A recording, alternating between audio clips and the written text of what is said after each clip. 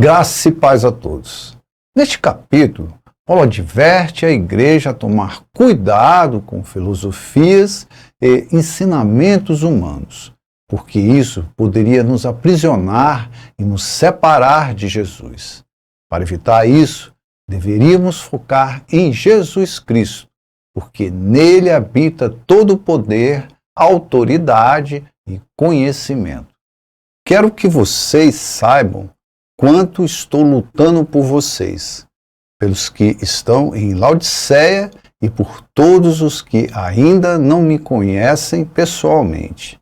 Esforço-me para que eles sejam fortalecidos em seus corações, estejam unidos em amor e alcancem toda a riqueza do pleno entendimento, a fim de conhecerem plenamente o mistério de Deus, a saber, Cristo. Nele estão escondidos todos os tesouros da sabedoria e do conhecimento. Para os que são do mundo, a luta diária é para conquistar as coisas materiais, para terem status e poder. Nascem, vivem e morrem com esses objetivos. Mas, para os seguidores de Jesus, é um pouco diferente. É verdade que vivemos no mundo e precisamos das mesmas coisas dos que são do mundo.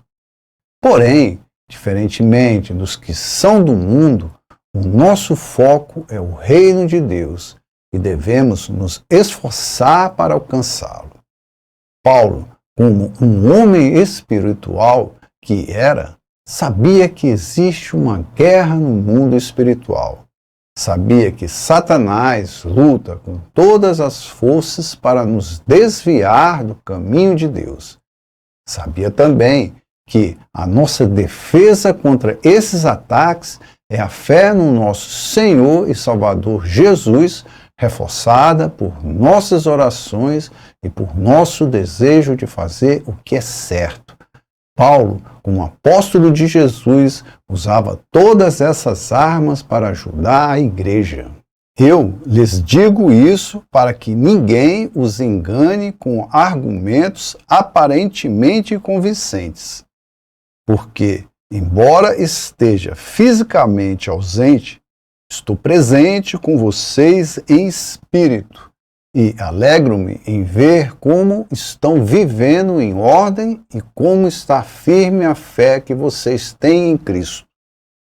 Portanto, assim como vocês receberam a Cristo Jesus, o Senhor, continue a viver nele, enraizados e edificados nele, firmados na fé como foram ensinados, transbordando de gratidão. Jesus é o caminho, a verdade e a vida. Só podemos alcançar o reino de Deus por meio dele. Por isso, devemos procurar conhecê-lo e saber o que ele quer e espera de nós. Tudo o que precisamos saber sobre Jesus está no Novo Testamento. É só lê-lo e estudá-lo. Jesus é o nosso modelo e a ele devemos imitar. Tudo o que ele ensinou tem que ser praticado todos os dias. E quanto mais estamos em sua palavra, mais distante o mal fica de nós, pois Jesus é o nosso refúgio.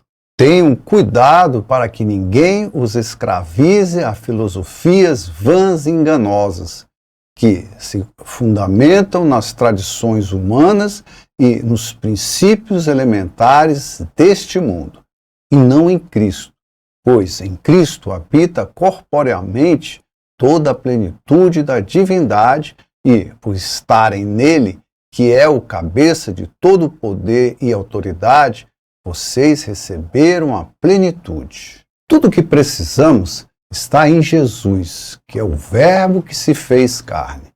Jesus é Deus encarnado, que, por amor a nós, fez-se homem para nos salvar da condenação eterna.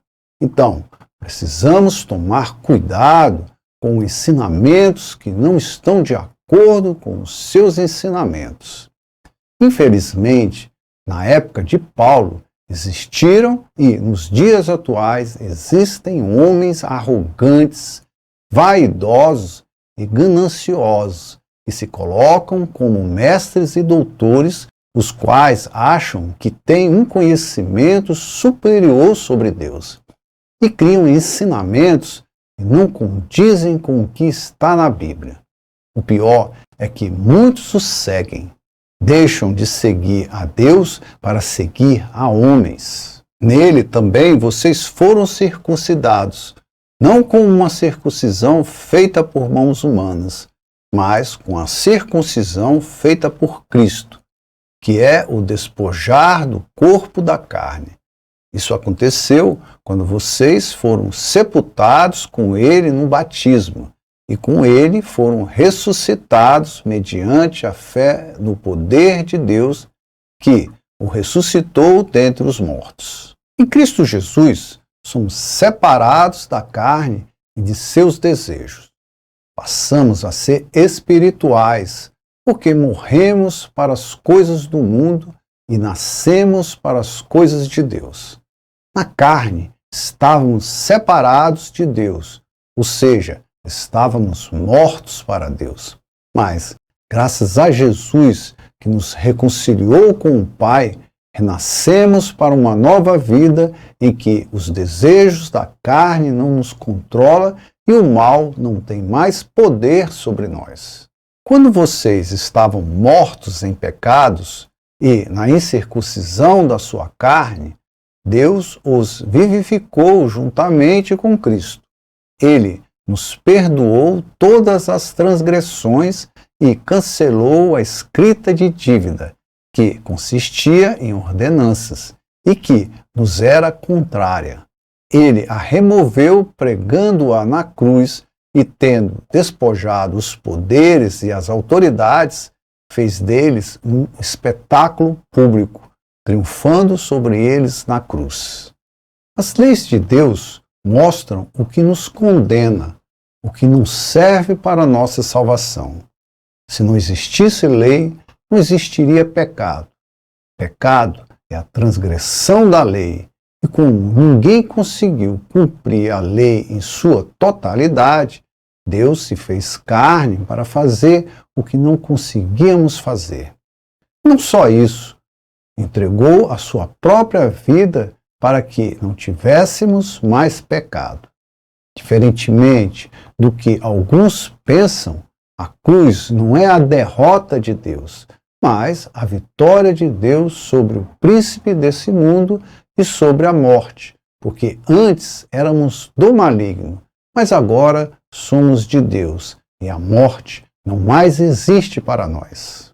Portanto, não permitam que ninguém os julgue pelo que vocês comem ou bebem, ou com relação a alguma festividade religiosa, ou a celebração das luas novas, ou dos dias de sábado.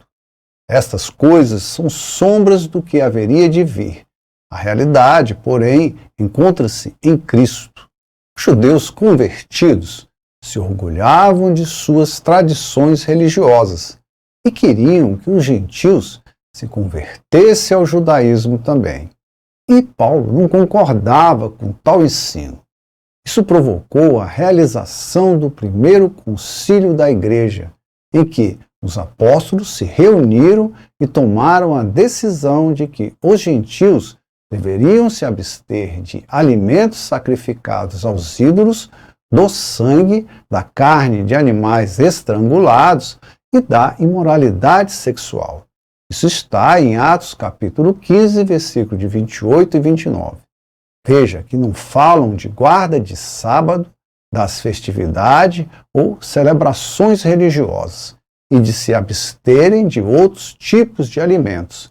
Infelizmente, existem alguns grupos que continuam com essas práticas, criaram um evangelho diferente e estão desviando muitos da verdade. Eles não entram no reino dos céus e impedem a entrada de muitos. Deem uma olhada em Mateus capítulo 23, versículo de 13 a 27. Não permitam que ninguém que tenha prazer numa falsa humildade e na adoração de anjos os impeçam de alcançar o prêmio. Tal pessoa conta detalhadamente suas visões e sua mente carnal a torna orgulhosa. Trata-se de alguém que não está unido à cabeça, a partir da qual todo o corpo, sustentado e unido por seus ligamentos e juntas, efetua o crescimento dado por Deus. Aparentemente, alguns homens que se apresentavam como homens santos faziam culto aos anjos e falavam de suas visões. Eles se colocavam superiores, e Paulo tenta avisar os colossenses que aqueles homens não faziam parte do corpo do qual Jesus é a cabeça, ou seja, que deveriam ficar longe deles.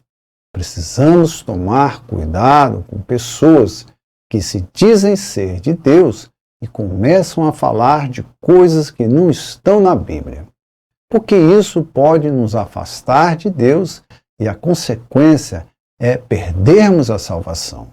Jesus nos alertou sobre os falsos profetas, que viriam vestidos de peles de ovelhas, mas por dentro são lobos devoradores. Disse que nós os reconheceríamos por seus frutos, ou seja, suas atitudes más. Infelizmente, os dias de hoje estão cheios desses falsos profetas.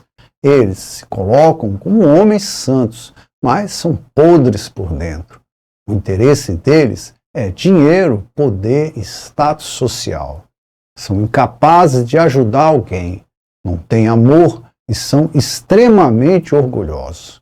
Colocam-se como donos das ovelhas e as exploram de todas as formas. Falam de dízimo e ofertas, mas não falam em ajudar os necessitados, visitar os doentes ou os encarcerados. Mentem, enganam e conduzem muitos à perdição. Já que vocês morreram com Cristo para os princípios elementares deste mundo, por que é que vocês estão como se ainda pertencesse a Ele?